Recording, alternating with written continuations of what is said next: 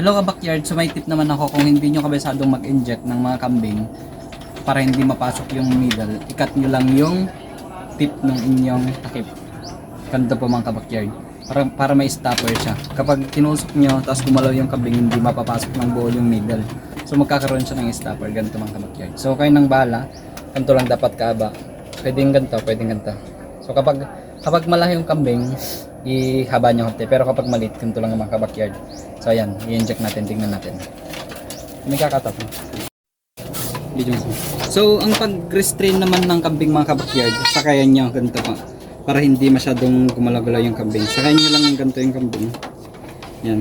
Kapag maliit. Pero kapag sobrang laki, hawakan nyo lang ng maigi. So tignan nyo mga backyard, ito pa yung stopper nya. Kahit itusok ko lang ng ganyan, hindi mapapasok ng buo. Tapos inject mo na. Ganyan lang mga backyard. Ang vitamins.